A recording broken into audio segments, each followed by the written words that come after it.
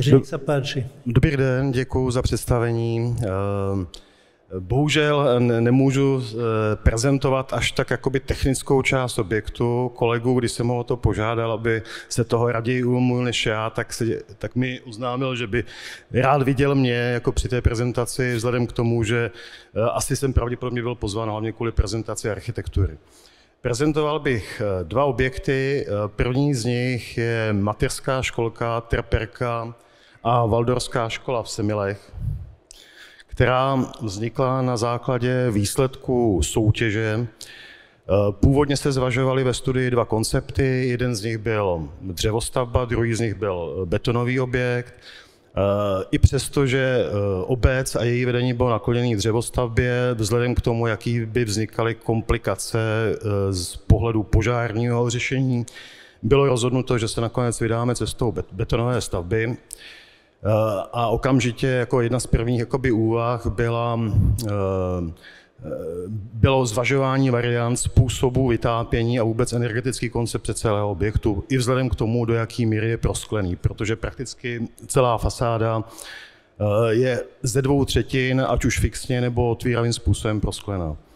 Zvolili jsme ve výsledku spolu s firmou Techor, konkrétně inženýrem Beranem, řešení, který zároveň využívá BKT ve stropě, původně navrhovaný ve střední pozici stropu, a zároveň využívá podlahové vytápění. Objekt původně neměl být pasivní.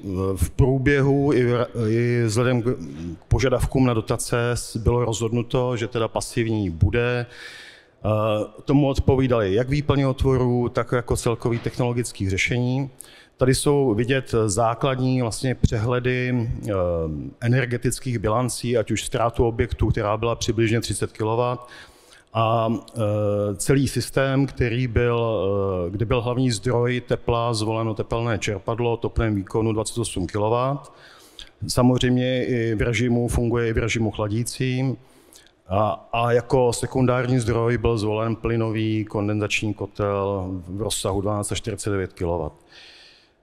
Je tady kromě jiného v půdorysu vidět, k tomu se ještě budu několikrát vracet, čím ta stavba je specifická. Jednalo se o poměrně jako unikátní věc, kdy na základě velkého úspěchu Valdorské školy v Semilech se obec rozhodla spojit dvě mateřské školky, v podstatě standardní mateřskou školku a druhou s valdorskou náplní, což je vidět i v těch dvou kruzích. To jsou vlastně dvoutřídky, jsou tam vždycky dvě lehárny, dvě herny, plus příslušenství v centrální části, to je ten modrý box, je umístěná úplně v centru technologie. Tomu vlastně odpovídá i celý vedení BKT ve stropě, který je dělaný poměrně nestandardně, i vzhledem k tvarové specifičnosti toho objektu. Nebyl zvolen dvojitý meandr ani OBKT, který by se teoreticky nabízelo.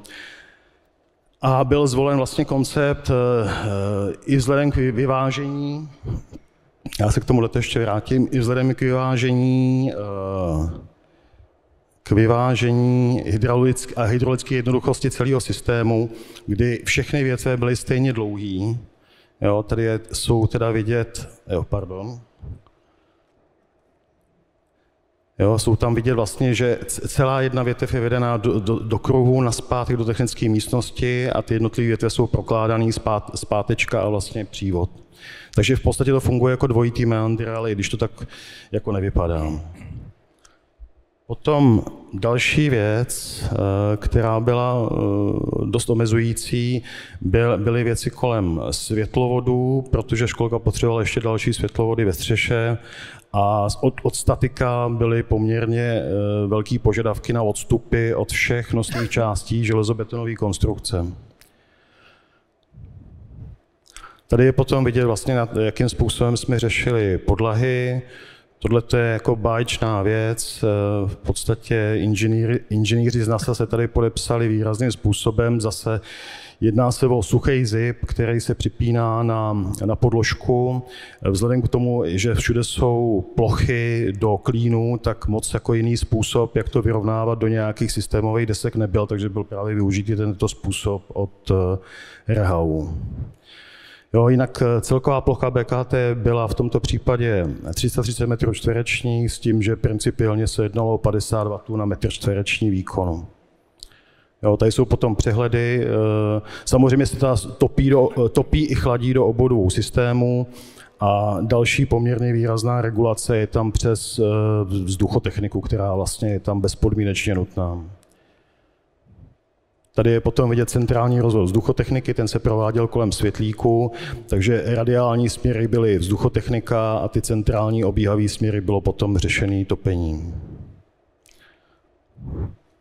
Tady jsou potom vidět vlastně už finální fotky, dokonce po otevření, protože jsme nestihli fotit před otevřením školky, kde se chvátalo na to, aby se stihnul termín 1. září, tak se fotilo někdy zhruba v průběhu října.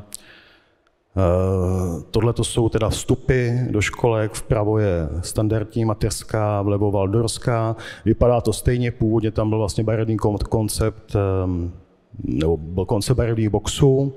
Nakonec na základě šatny, na základě požadavků valdorské části i vzhledem zase k specifice metodiky výuky, což je vidět potom tady, ty centrální části se světlíkama, kde jsou společné aktivity a jídlo, tak byly řešeny jiným způsobem pro část mateřské školky, což je ta barevná, a potom kompletně ve dřevě pro valdorskou část. Tady jsou potom vidět ložnice. To je jinak další věc, kde jsme museli upravovat vzhledem k tomu, aby nám to BKT fungovalo, požadavky na stropy, takže místo akustiky, která by se řešila plošně ve vodorovné rovině, se zavěšovaly pod stropy bafly akustický, což je vidět potom i v hernách valdorské části. No, to je, myslím, jako v principu všechno ke školce. Já ještě možná jenom připomenu jako jednu věc, co se týče těch centrálních rozvodů, vlastně celá technologie byla umístěna v centrální pozici na střeše. My jsme měli požadavek i na to, aby byla udělaná zelená střecha, ale v momentě, kdy jsme se rozhodli pro právě systém BKT, tak její smysl, který nám hlavně dávala tepelná stabilita v létě, tak se trošku začala ztrácet. A druhá věc, množství technologií, které se objevily na střeše, tak prakticky eliminovaly rozumné využití, a to hlavně k velikosti a množství vzduchotechnických jednotek, kde v případě, že by se sekala plocha, která samozřejmě nutně vyžaduje údržbu alespoň 2krát ročně, tak by to znamenalo zanesení vlastně těch vzduchotechnických prvků. Já bych teda přeskočil k druhému projektu, ten už vezmu úplně rychle. V tomto případě se jedná o soukromého investora. Zatímco tohle byla veřejná zakázka, kterou realizovala firma BAK a MB Quality, tak v tomto případě se jedná o stavbu, která je poměrně jako nestandardní nebo nadstandardní, ale ten investor je do té míry agilní, že se rozhodnul to řešit vlastně koordinací profesí a koordinací vlastně dodávek na stavbě a částečně své pomocí. On se zabývá kromě jiného fotovoltaikou, takže tady ty výklopní panely jsou kompletně řešený fotovoltaicky. Je to v podstatě integrovaná fotovoltaika do svislé fasády. Zase je tam jako hlavní zdroj tepelné čerpadlo, jako sekundární zdroj je krmová vložka, Hexter, teď Haka, kolik to bylo, 14,5 kW má.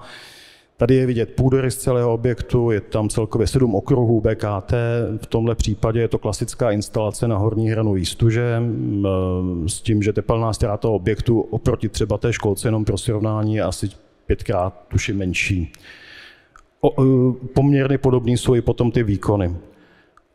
Jo, tady je potom vidět instalace, nevím, jestli jsou tam vidět dostatečně atypické prvky, protože se řešilo to, že klient chtěl velice hrubou strukturu na stropě. Takže jsme vlastně řešili klasický prkený záklop, bohužel asi 3 týdny do toho pršelo, takže prkený záklop se stal opravdu jako brutalistním prvkem, kde všechny prkna se začaly rozesychat do sebe, což bude potom vidět na dalších fotkách, možná trošku tady. Jo. Jsou tam zapuštěný zase atypické prvky do stropu, které mají funkci jak audio, koncových prvků audio, tak i koncových prvků osvětlení. Jo. Já myslím, že asi čas vypršel. Ještě jste tam mali třetí projekt? Ještě třetí projekt tam máte? Mám tam obrázky k dotazu. Tak pojďte dále, už keď to máte. Jo? Jo. Mám to ano. Jo. Takže první soutěžní dotazy. První dotaz je vlastně ten, jestli tušíte, co je toto za stavbu. Shodou náhod to byla první stavba s BKT systémem v Bratislavě. Výborně, Dunaj. Obchodný dom Dunaj, bývalý. Ano, bývalý obchodní dom Dunaj. Tušíte, proč se jmenuje Bohuslav Brouk? Totiž to byl obchodní dům, babka, Brouka babka, bohužel z nějakých, tuším, to byly licenční omezení, nemohli použít v podstatě ten jejich název. I když potom na horní hraně objektu, je to vidět tady, v době ještě, kdy ten blok byl nezastavený, je použito to BB jako zkrátka Brouka babka, ale museli to přejmenovat na Bohuslav Brouk, což byl syn tady pana babky, nejstarší, který kromě jiného byl poměrně velice známým propagátorem, agitátorem psychoanalýzy v Čechách. A kromě jiného to bylo velice oblíbené, co si pamatuju, čtení ve středních školách. Jo, byla to vlastně škola jakoby Sigmunda Freuda. Takže Bohuslav Brouk, že dneska teda dům Dunaj, obchodní dům Dunaj. A druhý dotaz, jestli někdo tuší, jaký systém tam byl použit ve stropě. Nevolalo se to vtedy Krytal? Výborně. Krytal. Jsem v tom nevinně. Jo. Nedostal jste nápovědu. Ano, systém Krytal, shodou náhod, to byl první vlastně systém, který byl sériově patentovaný, potom posléze vyráběný pod londýnskou firmou Krytal. Tohle byl původní patent z roku, tuším, 23 nebo 27. Bylo to temperování teda betonových sloupů nebo obkladů betonových sloupů, ale já teda osobně jsem bydlel na Letný dlouhou dobu v domě, kde Krytal byl využitý. A jako bylo to fantastický až na jednu jedinou místnost, která měla tak malou plochu, že se nedala vytopit, ale jinak vlastně byl to dům, že předválečný. Shodou náhod nejznámější stavba s využitím Krytalu v Praze je Bílá labuť, jestli vám to něco říká, což byla vlastně stavba, která využívala zkušenosti právě z obchodního domu Dunaj tady v Bratislavě. Asi všechno. Na doplnění, ještě donedávna jedna z nejvyšších budov v Bratislave, budova mojej alma mater stavebnej fakulty, 24 poschodová, postavená v roku 67, má krytalový systém a pred 5 rokmi sme navrtali vodu, čo není problém, asi 6 metrov a to krytalové bolo pôvodne vytápienie, vykurovanie, takže teraz máme v lete chladenie a dokonca aj tí zamestnanci fakulty, ktorí normálne nechodia do školy, tak v lete začali chodiť, lebo je tam príjemne. No, jestli můžu ještě doplnit, to bylo zajímavé na Bílé labuti, kde byly hlubinné vlastně vrty a ty vrty se využívaly pro chlazení v té době. Jo. Bolo ešte to pasívne, bez... Tak. Dobre, nech sa páči, prišla prvá otázka. Pardon, ešte zatlieskajme najprv.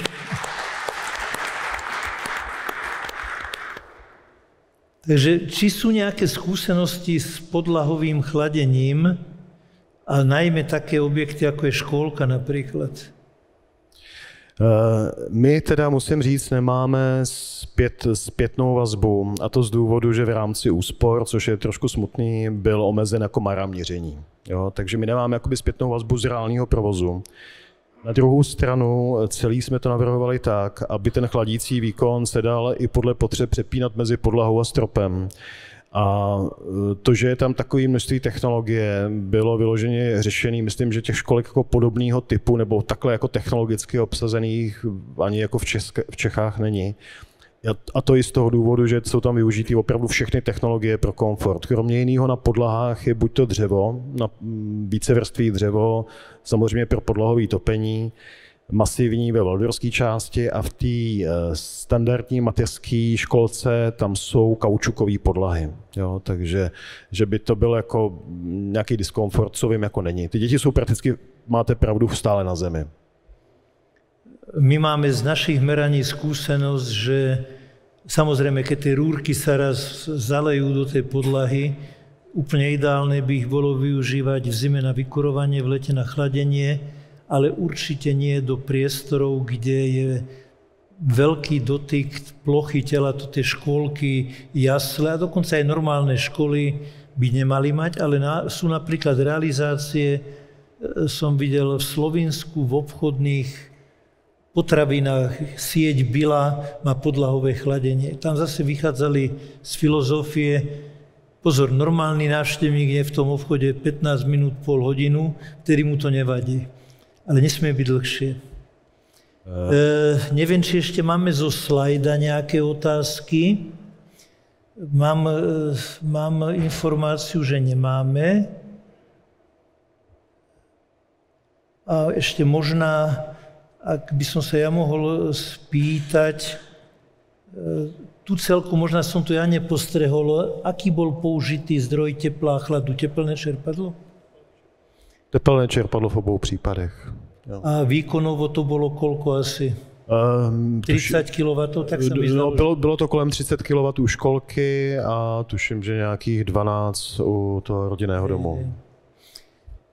Dobre, ak nemáme otázky, aby som ešte raz poďakoval pánu architektovi Topičovi. Děkuji.